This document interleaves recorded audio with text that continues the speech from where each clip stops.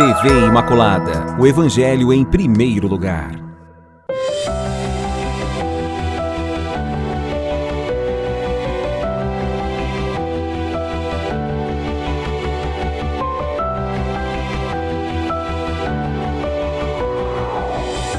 Louvado seja nosso Senhor Jesus Cristo, para sempre Ele seja louvado.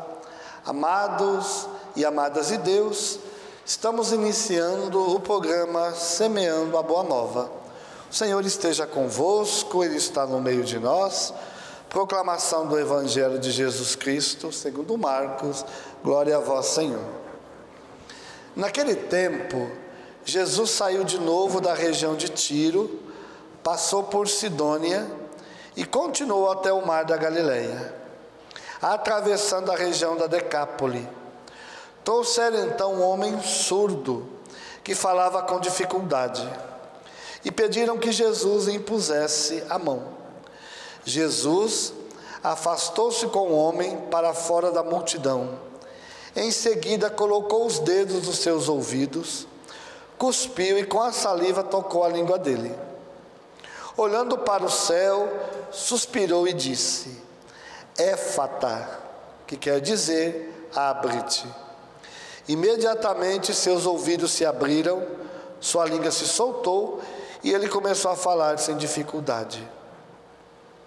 Jesus recomendou com insistência que não contasse a ninguém, mas quanto mais ele recomendava, mais eles divulgavam. Muito impressionados diziam: Ele tem feito bem todas as coisas. Aos surdos faz ouvir e aos mudos falar. Palavra da salvação, glória a vós, Senhor. Amados e amadas de Deus, estamos no 23º domingo do tempo comum. E o Evangelho fala que Jesus, que saiu de novo da região de Tiro e passou por Sidônia, e continuou até o mar da Galileia, atravessando a região da Decápole. Por que Marcos coloca esses pontos? Toda essa região é uma região chamada de estrangeiros. A Decápole são 12 cidades que eram cidades, podemos dizer assim, da Palestina, daquela região, mas que não estavam sobre a jurisdição, sobre a força da fé e da tradição judaica. Eram cidades muito mais com o estilo romano, né? Talvez nem houvesse nenhuma sinagoga nessas cidades. Então, uma região de estrangeiros, tanto que aqui nessa região foi onde aquela mulher filho-cenícia, uma estrangeira, ganha de Jesus a cura para sua filha. Ela de tanto insistir, né, que queria a cura para a filha. Então Jesus fala da fé da mulher, que ela ganhou porque ela teve fé, mesmo que Jesus disse que não era conveniente tirar o pão dos filhos para dar aos cachorrinhos, né? Então Jesus disse isso, ela responde: mas os cachorrinhos também comem migalhas que caem da mesa do dono. Quer dizer, eu quero a cura para minha filha. Então, essa realidade. Então Jesus está numa região de estrangeiro. O que isso quer dizer? Marcos enfatiza isso, que ele está evangelizando todo lugar. O evangelho é para todo mundo. O evangelho não é somente para os judeus. Era inconcebível para um judeu, um fariseu, um devoto da lei judaica, da religião judaica, conceber que o Messias iria estar no meio de pagãos, de estrangeiros. Não, isso não caberia a essas pessoas. O Messias era só para o povo de Israel, os puros, os escolhidos. E Jesus faz o contrário, vai exatamente no meio dos estrangeiros. E aqui fala que trouxeram para Jesus um homem surdo que falava com dificuldade. Claro, porque ele tinha a dificuldade de ouvir. Com isso, ele não falava. Não tinha como falar, ele não ouvia. Se não escutava, não tinha como pronunciar as palavras. E aqui que Jesus toma uma atitude, ele afasta aquele homem no meio das multidões. Claro, como ia fazer ele escutar no meio daquela multidão? Então Jesus tira ele e reza de uma maneira muito particular e faz um gesto, de tocar com a saliva. Por que ele fez isso? Não há uma explicação. Ele, na sua liberdade, onipotência, seu poder, ele é Deus, resolveu fazer dessa forma. O importante não é o gesto que ele fez, e sim a graça que esse homem recebeu. Jesus, tocando nos ouvidos, diz: Éfata, abre-te, dizendo para que os ouvidos se abrissem para ouvir e também pudessem falar, porque é preciso isso, estar com os ouvidos abertos para ouvir a palavra de Deus e aí anunciar, ouvir as coisas boas para falar as coisas boas.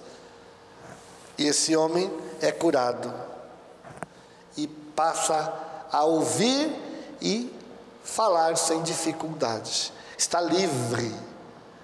Meu irmão, minha irmã, o Senhor também quer, como fez com aquele surdo que falava com dificuldade, o Senhor também quer tirar a nossa surdez. Talvez nós escutamos tão bem as coisas mundanas, mas as coisas de Deus estamos sendo surdos. No meio de todo o barulho, nós não estamos escutando a voz do Senhor. Então o Senhor também quer nos tirar do meio dessa multidão, dessa barulheira toda, tocar nos nossos ouvidos e mais uma vez proclamar: Éfeta, abre-te, éfata, destrave, destranque os ouvidos para ouvirmos a palavra de Deus. Precisamos ouvir para daí proclamar. Porque muitas vezes é tantas vozes que nós ouvimos, tanta coisa se falando, que as pessoas não têm a sabedoria, não têm o discernimento de ouvir a voz do verdadeiro mestre, do verdadeiro pastor, e daí poder proclamá-la. Por isso a grande pergunta para nós nesse final de semana: o que é que ultimamente eu estou ouvindo? Porque aquilo que eu escuto é aquilo que eu proclamo.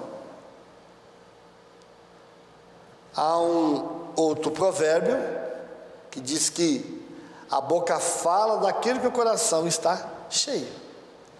Então a gente conhece o que uma pessoa está ouvindo por aquilo que ela fala.